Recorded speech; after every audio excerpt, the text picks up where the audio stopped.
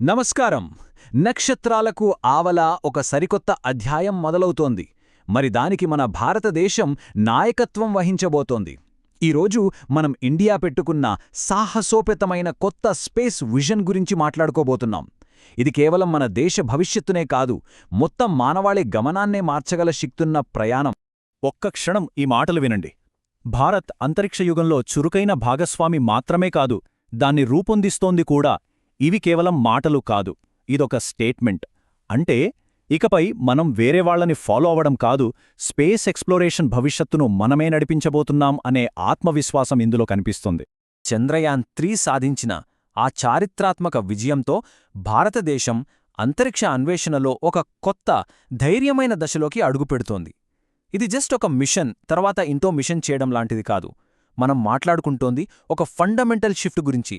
ఇది నక్షత్రాలలో భారతదేశ భవిష్యత్తును పూర్తిగా తిరగరాయబోతోంది. అసలు ఈ మార్పుకు కారణం ఏంటి? కేవలం రాకెట్లు, శాటిలైట్లు మాత్రమే కాదు. దీని వెనక ప్రభుత్వం ఆలోచించి తీసుకుంటున్న పాలసీలు, కొత్త ఆవిష్కరణలను ప్రోత్సహించే ఒక కల్చర్, ఇంకా ముఖ్యంగా మన యువతకున్న అపరిమితమైన ఆశయాలు, ఇవన్నీ కలిశాయి. ఇదొక జాతీయ ఉద్యమంలా మారి ప్రతి భారతీయుడిని నక్షత్రాలను అందుకోవాలని ప్రేరేపిస్తోంది. అయితే ఈ నక్షత్రాలకు చేరే రోడ్ మ్యాప్ ఎలా ఉండబోతోంది? భారతదేశం తన కోసం ఎలాంటి పెద్ద పెద్ద లక్ష్యాలను పెట్టుకుంది? సరే, ఈ అంబిషస్ ప్లాన్ వివరాల్లోకి వెళ్దాం. ఈ టైంలైన్ చూడండి, ఇది మన అంబిషన్ ఏంటో చెప్తుంది. మనం మాట్లాడుతోంది గగన్యాన్తో ఒక మనిషిని స్పేస్లోకి పంపడం గురించే కాదు, చంద్రయాన్-4తో చంద్రుడి రహస్యాలను ఇంకా లోతుగా తెలుసుకోవడం గురించి, వీనస్ మీద మన దృష్టిని పెట్టడం గురించి. ఆ తర్వాత వచ్చేది ఇంకా పెద్ద లక్ష్యాలు. 2035 కల్లా మన సొంత భారతీయ అంతరిక్ష స్టేషన్. ఇంకా ఫైనల్గా చంద్రుడి మీద ఒక భారతీయుడు కాలు పెట్టడం. ఇది కేవలం ప్రోగ్రెస్ కాదు, ఇది ఒక జైంట్ లీప్ అన్నమాట. ఇదంతా వినడానికి చాలా బాగుంది, చాలా అంబిషియస్గా ఉంది. కాని ఒక ముఖ్యమైన ప్రశ్న మిగిలి ఉంది. భారతదేశం ఇదంతా ఎలా సాధించగలదు? ఈ అంతరిక్ష కలను ముందుకు నడిపిస్తున్న అసలైన ఫ్యూయల్ ఏంటి? తెలుసుకుందాం. 350. ఈ నెంబర్ గురించి ఒక్క క్షణం ఆలోచిద్దాం. ఇది కేవలం ఒక నెంబర్ కాదు, ఇది 350 కలలను, 350 కొత్త ఆవిష్కరణలను చూపిస్తుంది. ఇవి మన చిన్న చిన్న టౌన్ల నుంచి, పెద్ద నగరాల నుంచి వచ్చిన స్టార్టప్లు. రాకెట్ భాగాల నుంచి శాటిలైట్ డేటాను అనలైజ్ చేయడం వరకు అన్నీ తయారు చేస్తున్నాయి. ఇవే భారతదేశ స్పేస్ రెవల్యూషన్కు వెన్నెముక. ఇప్పుడు ఈ నెంబర్ గురించి మాట్లాడదాం. 5.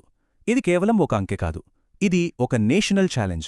రాబోయే 5 ఏళ్లలో 5 స్పేస్ యూనికార్న్లను క్రియేట్ చేయాలని ఇండియా లక్ష్యంగా పెట్టుకుంది. అసలు స్పేస్ యూనికార్న్ అంటే ఏంటి? సింపుల్గా చెప్పాలంటే $100 కోట్ల కంటే ఎక్కువ విలువ ఉన్న స్టార్టప్. ఇది ఈ రంగంలో ఉన్న అపారమైన ఎకనామిక్ పొటెన్షియల్ను చూపిస్తుంది. సో ఇది కేవలం రీసెర్చ్ గురించే కాదు, ఒక పెద్ద స్పేస్ ఎకానమీని నిర్మించడం గురించి. ఏడాదికి 50 లాంచ్లు అంటే ఇప్పుడు చేస్తున్న దానికంటే దాదాపు 10 రెట్లెక్కువ.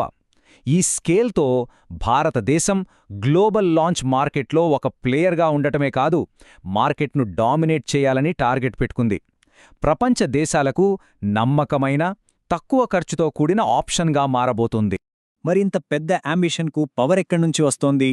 దీనికి 4 పిల్లర్స్ శక్తినిస్తున్నాయి. 1. ప్రైవేట్ సెక్టార్ స్టార్టప్ల నుంచి వస్తున్న ఇన్నోవేషన్. 2. సాధ్యం కాదనుకున్న వాటిని కూడా చేసేలా అత్యాధునిక టెక్నాలజీ.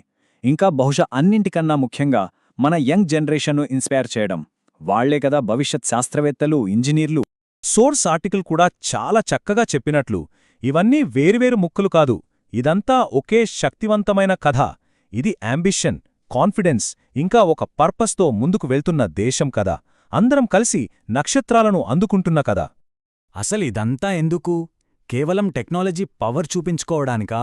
కాదు, దీని వెనుక ఒక పెద్ద ఉద్దేశముంది. ఇదొక గొప్ప జాతీయ ప్రయోజనంతో ముడిపడి ఉంది. ప్రపంచంలో భారతదేశాన్ని ఒక నాయకుడిగా నిలబెట్టే విజన్ ఇది.